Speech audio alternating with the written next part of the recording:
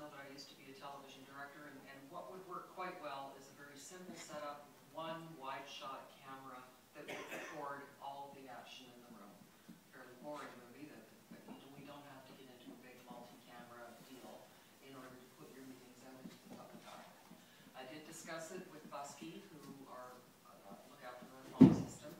He is putting together a price to record the meeting, and then it would be uploaded the following day onto a server. We would control the logistics, and it could be accessed through our website, which would not be live streaming. Now, we have talked, actually I asked Andrew to talk to our webmaster, Brian Cook, about this.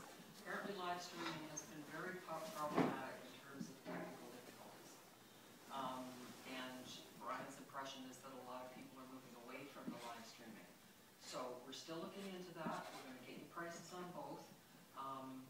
I suspect that the simpler, more affordable method would be to record it and then just turn it around and make it available anytime you want from the next day, but it wouldn't be live so that's where we're at. I don't have data in detail for you yet, but that's what we're investigating. Reed Miller? Yes, some of us in the community have looked into this as well, and this can be done as little as $400 plus a tripod. The IT person within the township can do just what Christine said, up into more elaborate systems that we didn't get that far. I think this is a very important thing for us to do at this point in view of the election time, the big swing in council, and a lot of our promises of transparency, and it gives people a view from things anytime they want, any concern they want, and it keeps guys like Hal in line. But I support this fully, and I know it's just a discussion thing, and we'll certainly have a discussion, but I would just soon not delay. This is so little money, we should proceed immediately and authorize the purchase of this equipment and start the process. To take it one step further, if Howard Winters, I see he's here, he's did a little research on this too. After our discussion, if you'd like to have his take on this or any questions, he may be, possibly, don't mean to speak for you, Howard, but maybe he'd offer some insight on it as well. So I support this. I don't really even want to wait. I don't think we want to wait a month and then do it. I want to put it in. That's my opinion. Thank you. Well, I'm kind of like what Reed Miller said. After the workshop we had and the gentleman that was here, I mean, I don't see any reason why not to. I don't think there's anything that we have to pull back from the public. So I think it's a great thing, so the public will be able to access anything you want from the council meeting. Any information, it'll be there and very easy to access. So I would agree with what Reed Miller has said. Councillor Rigger? I'm in full agreement. I believe that transparency is a great thing, and I would agree with Reed Miller that we proceed as quick as possible with this, and especially when it's so expensive. Councillor Olmsted? Sorry. I think it might be prudent to even make a motion that if it's under a couple $1,000, then we just proceed. Councillor Jackson? That's what I was going to suggest as well, or we could have Howard Winters record like he is doing now. He could sit there all night and just record and post it. No. I would. I will give my comments at the last. My comment is, if you have a camera and you have an agenda that requires small additions to training of our local people or asking them to do things for us, i.e. 911, all kinds of calls that aren't needed to go to 911 could go to other things. During our meeting or in our presentations, we can use this system also as a second tool. This system with cameras, in my opinion, can be used for more than just one purpose. And I'm all about everything that we purchase having more than one purpose. So I am going to ask Christine for her motion that is going to be Reeve Miller will be the first, and Darryl McLaughlin will be the seconder. We'll vote on that tonight.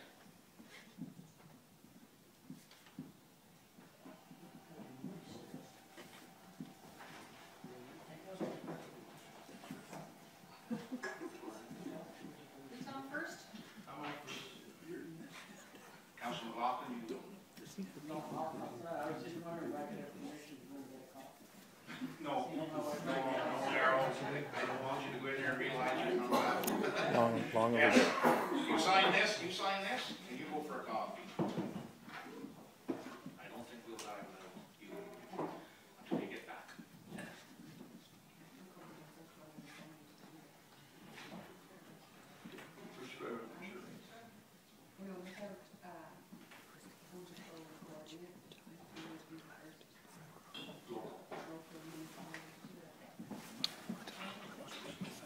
Darryl, can I assume you're going to be a yes vote?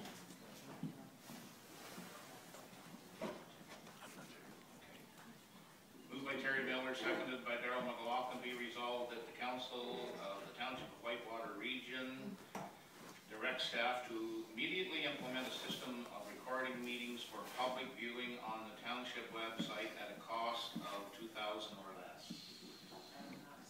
Oh, what a maximum cost. $400. All right, Darryl already said voted yes. So all those in favor? All right, so all those in favor, will you?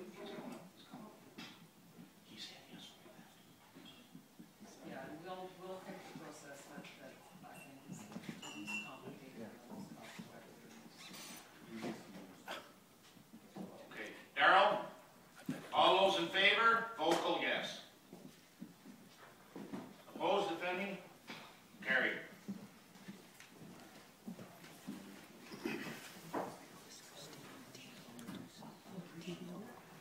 And for the first meeting at least, I would like to see Councillor Olmsted with a tie. And the next meeting, I want to see Mackay with a tie. Is that right? Good luck with that. Does get we deal. At least you know what the charge, you know. At least you know what the charge, you know. Yeah. 1999. Okay, our next discussion item is the glass partition at the front desk. Open for discussion. Reeve Miller. This one may not be as easy, a little more sensitive. I know that glass partition, there's two sides to the story, there always is. In keeping with transparency and change, I'm of the position that we remove that glass for various reasons, just to change the perception of the new council and open up that office down there, that it doesn't look like a jail. And I know that there'll be lots of opposition saying lots of reasons why it should be there. I don't think it should be there. We don't have that at any business in Compton. We don't have it at a bank. We don't have a big crime rate. Mayor Johnson referred to that earlier. I'll move back a little, Charlie, or I'll talk softer. Yeah. In any case, I'm in total support on that issue. And how come that doesn't happen to you guys?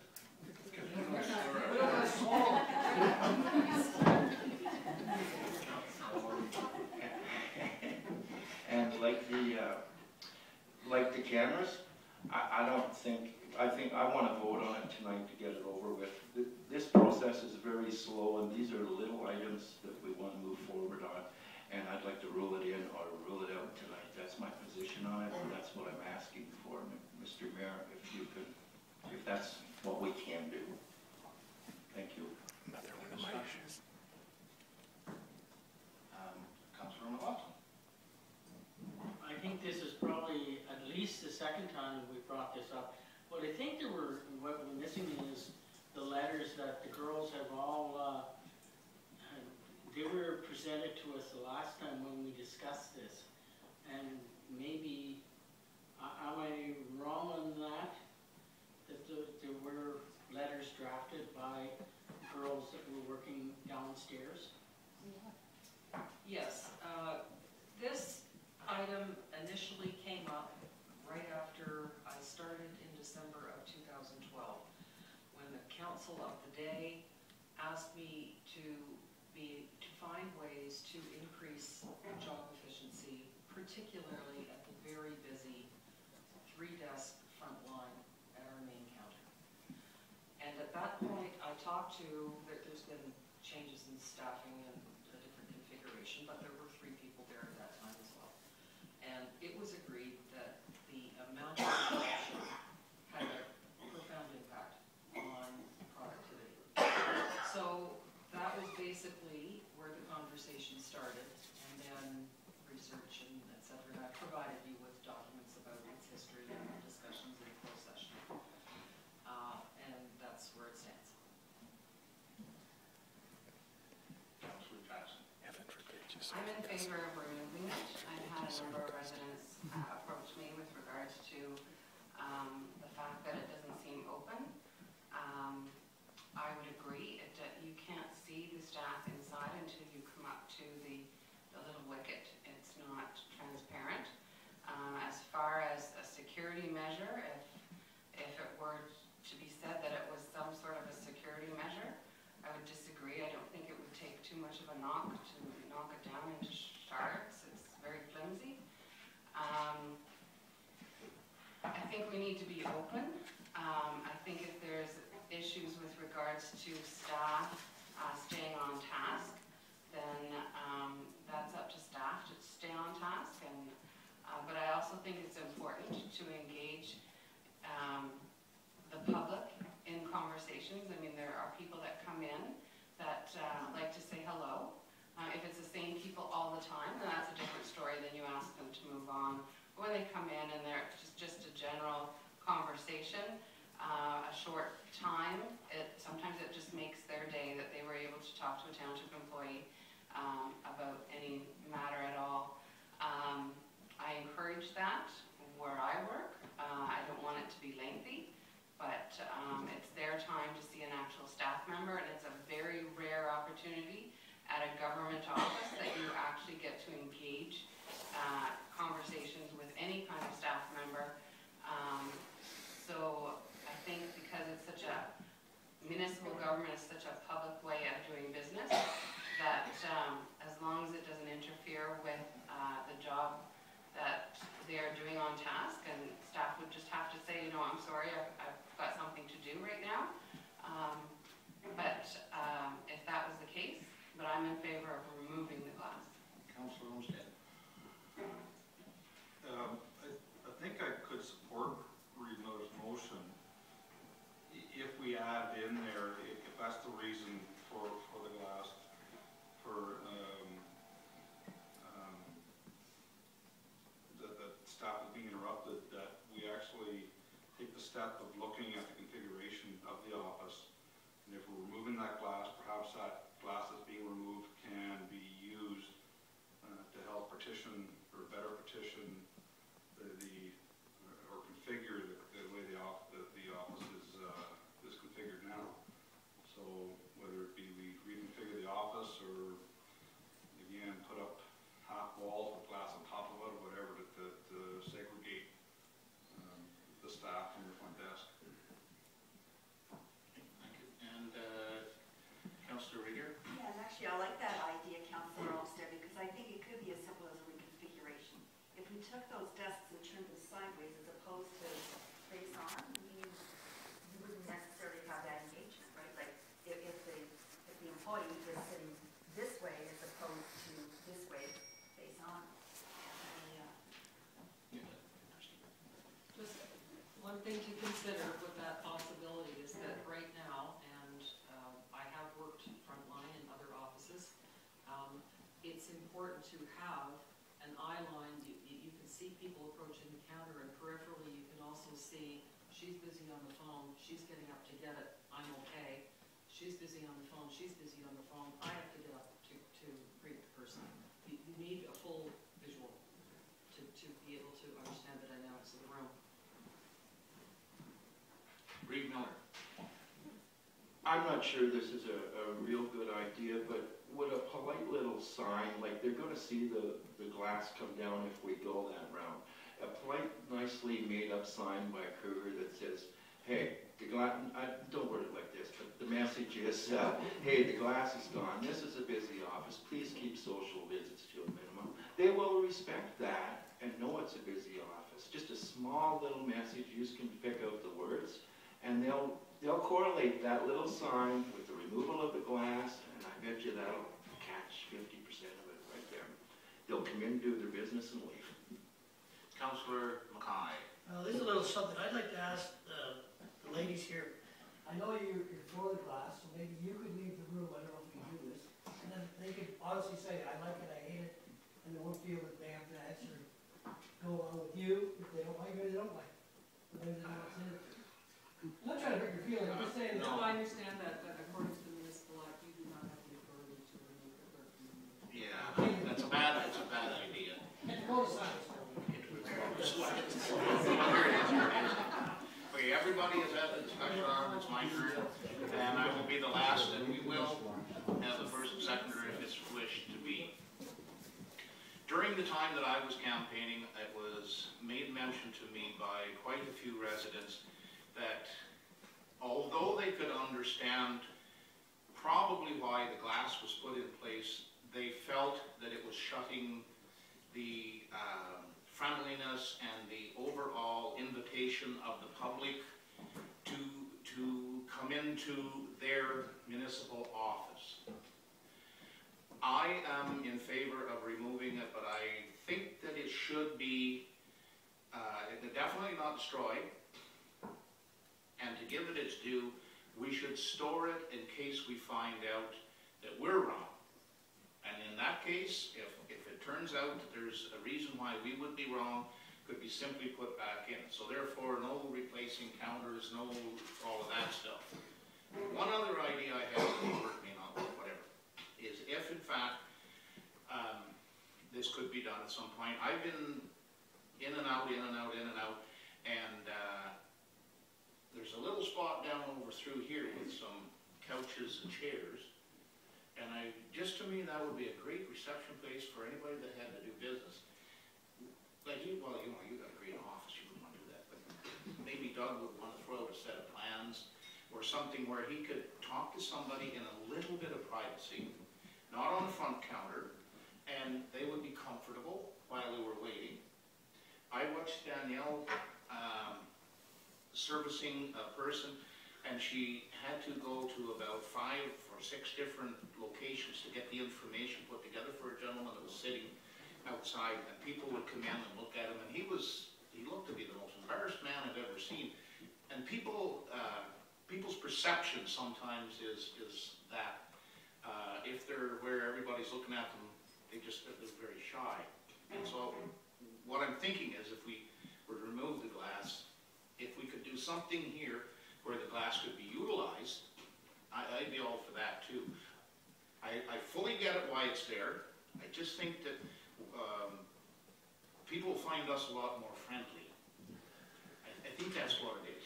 And at this time, if we're going to make a decision, we need somebody to make a motion, and we'll move on. No, you'd rather? Feel free to change the wording if you don't like it. Feel free to start off.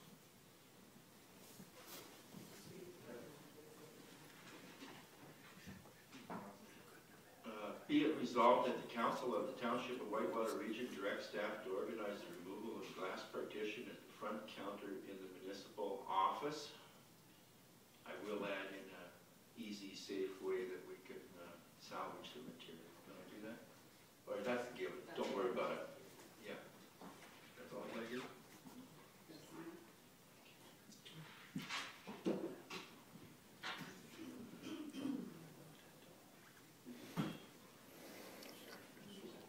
You could do one right there.